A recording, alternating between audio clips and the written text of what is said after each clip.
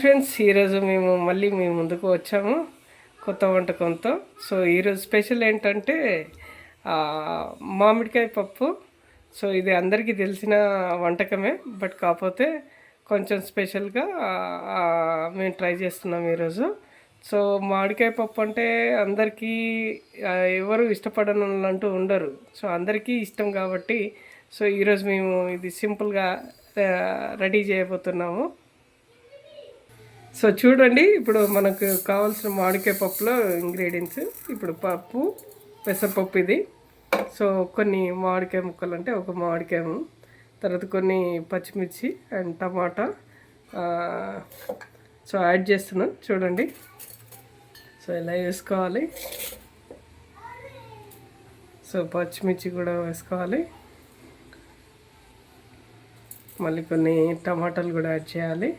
తర్వాత వాటర్ పోసుకొని బాయిల్ చేసేస్తే తర్వాత బాయిల్ చేయాలి. తర్వాత పప్పు ఉడికిన తర్వాత అంటే మనం వేసుకున్న అన్నీ ఉడికిన తర్వాత మనం తాలింపు వేసుకోవాల్సి ఉంటుంది. సో సాల్ట్ కొద్దిగా యాడ్ చేసుకుంటే అయిపోతుంది. చూడండి ఎంత యాడ్ చేస్తున్నాం. ఇది ఒక 3 మెంబర్స్కి సరిపోయే విధంగా మేము ప్రిపేర్ చేస్తున్నాము. చూడండి, ఇంకా కారం, పసుపు, సో ఇవన్నీ యాడ్ చేసుకుంటున్నాం. సో ఇప్పుడు పప్పు ఉడకడానికి కొన్ని వాటర్ యాడ్ చేసుకుంటే అయిపోతుంది. తర్వాత స్టవ్ మీద పెట్టేసుకొని ఒక 2-3 విజిల్స్ వరకు వచ్చేలాగా పెట్టేసుకుంటే అయిపోతుంది. సో ఇప్పుడు మనం కలుపుకున్నవన్నీ కూడా స్టవ్ మీద పెట్టేసుకుంటే అయిపోతుంది కుక్కర్లో. సో ఒక 10 మినిట్స్ వెయిట్ చేస్తే సరిపోతుంది. ఓకే. సో పప్పు కుక్కర్లో ఉడికిన తర్వాత మనం కొంచెం గుత్తి తీసుకొని ఇలా కొంచెం మెత్తగా తీసుకుంటే మనకి తినడానికి ఈజీగా ఉంటుంది. సో ఇప్పుడు ఆయిల్ పోసుకోవాలి.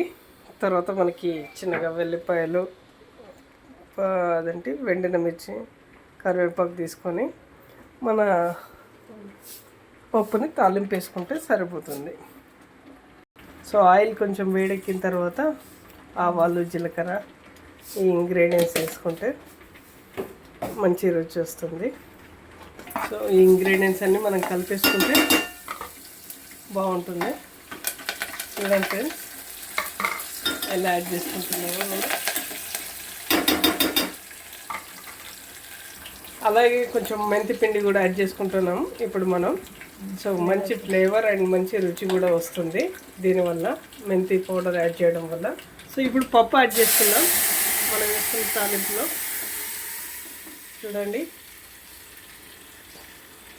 సో ఆ తాలింపుతో పప్పును యాడ్ చేసేసరికి చూడండి ఎంత బాగా కనబడుతుందో.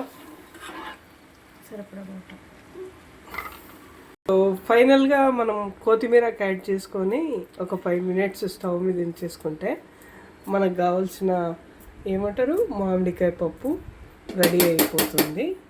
సో దాంతోపాటు మనం ఫైనల్గా వేడి అన్నంలో మామిడికాయ పప్పు కలుపుకొని తర్వాత ఆవకాయ పచ్చడి లేదా రొయ్యల పచ్చడి వేసుకొని తింటే ఆ టేస్ట్ వేరే లెవెల్లో ఉంటుంది. దాంతోపాటు కొంచెం నెయ్యి కూడా యాడ్ చేసుకొని తింటుంటే అసలు మామిడికాయ పప్పుతోటి చాలా చాలా బాగుంటుంది. Okay friends, thank you.